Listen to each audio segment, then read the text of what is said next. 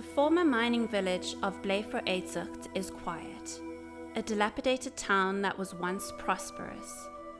Former community meeting halls have been stripped for scrap metals, playground equipment rusted over, rubbish hasn't been collected in years, raw sewage pours out of a broken sanitation system onto the roads. There are few signs of life, but people are here. Some 6,000 live in the village, which exists in the shadow of huge mine dumps of the Blyvooruitzicht gold mine, which hasn't functioned since 2013 when the mine suddenly initiated liquidation proceedings.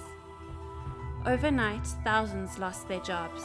The community, which had relied on the mine for basic services, found its access to water and electricity threatened. Crime spiked. Toxic dust from the unrehabilitated dumps blankets the town on windy days. Local government has told residents it can't help.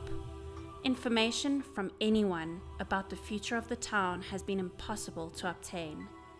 Today, residents live in constant state of uncertainty. I lived in Blyvoor for 36 years.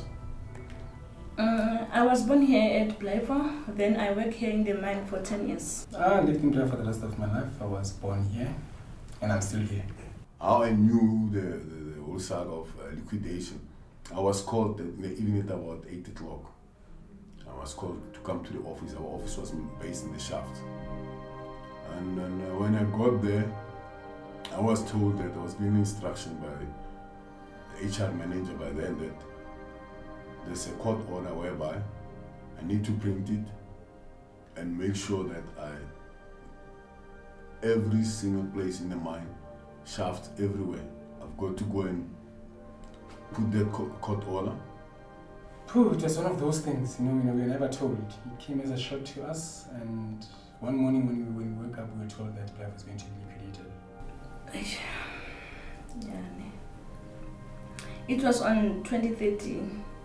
When I went to the shaft, then when I arrived there, the gate was locked. Then my supervisor told me that, I must sit home because of the mine was liquidated. Then they will tell us what happened next. Since then we sit home. My life has changed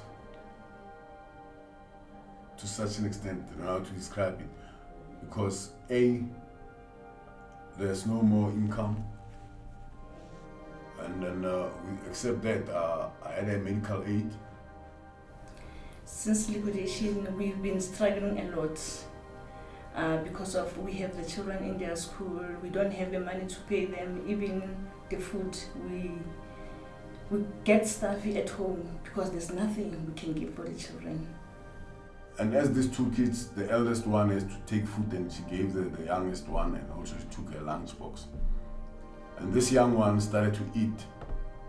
And as this young one started to eat, the eldest said to her, she was reprimanding her, she said, listen, you can't finish this food because you must save some for tonight. And that was really,